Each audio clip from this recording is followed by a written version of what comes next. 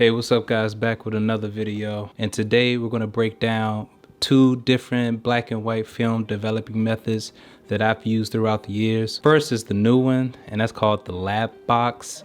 Now I've only used this method a couple of times in the past, and then the other method is the tried and true Patterson Tank. In this video, I'll be giving you my breakdown of how to use each method. Let's get to it. All right guys, first step is to gather all of your equipment. I'll be using a D96 mono bath, and I'll be heating it up to 90 degrees to push it one stop. Your next step, you're going to assemble the rollers that the lap box came with, and you want to make sure the right matches the right. Then you're going to place your roller in, and you're going to grab your crank and make sure that's secure and that the roller does roll when you twist it back and forth. I've assembled my film lead. I'm just going to put that to the side. I'm going to grab my film and I'm going to place it in the lap box. And I'm going to take the end of the roll and I'm going to slide it through a little slit at the top, and I'm going to go ahead and close it, and I'm going to make sure the position of the roll is at the triangle. Then I'm going to continue to roll the film, take the excess paper, cut it off, and toss it to the side. Next, I'm going to move it from the triangle to the square, and that drops the film roll down in the light seal part. You're going to take the excess film and you're going to cut it off. I'm going to go ahead and fasten the top, and I'm going to place my film lead in the lap box. I'm going to take my clip and I'm going to attach it to the small part of the film that is exposed. Then I'm going to place the container back on top, and I'm going to move it back to the triangle position. After I ensure that my crank is in a secure position, I'm going to go ahead and grab my chemistry, and I'm going to measure out 250 milliliters.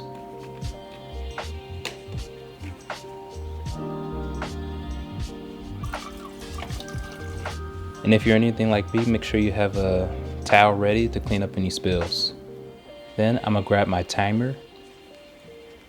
Now this particular development process takes 3 minutes of constant agitation, and so that's what I'll be doing.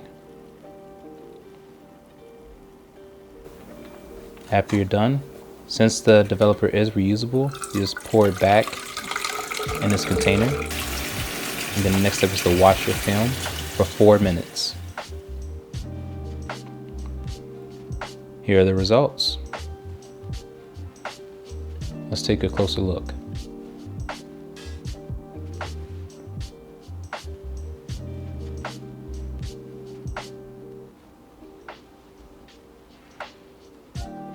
Not bad, but let's try the Patterson Tank. I have all my tools ready, and I'm gonna go ahead and throw them in the bag. I want you guys to pay attention to this cut. I actually switched into my sweater in order to ensure that there are absolutely no light leaks anywhere.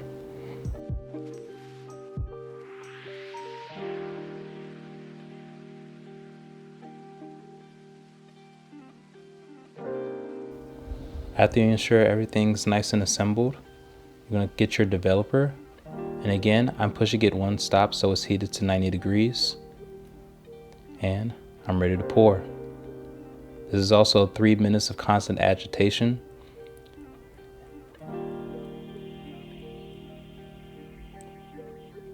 All done.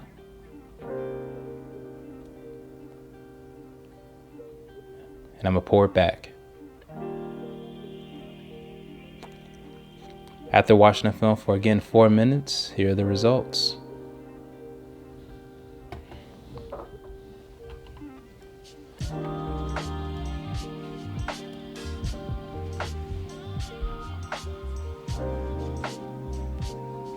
Now, as you guys can see, both methods, when used properly, can yield you fantastic results. First, the lap box. A pro that I have for it is that once you get the hang of it, it's so straightforward and easy. Combined with the mono bath, from start to finish, the entire process takes about 10 minutes. Now, I do have a couple cons for it. One is the price. It's $200, which is quite expensive if you ask me. Another con is the assembly. Like I mentioned earlier, the roll that comes with the lap box can be a bit finicky. It can actually be assembled improperly. If that happens, that is going to ruin that roll of film. Now, yes, it's essential that everybody pays attention to the assembly. The fact that it can be assembled improperly is a big negative for me. Now on to the Patterson Tank. A big positive for me is the price. Now, although the Patterson Tank itself cost about 30 or 40 bucks, it does require a changing bag, which can run you anywhere from 20 to 30 bucks as well. And because I like to make everything easy, I also got one of these easy roll 120 rollers, and I think it was around 10 bucks. That brings our total price to around 80 bucks, which is fantastic. Less than half the price of the lap box.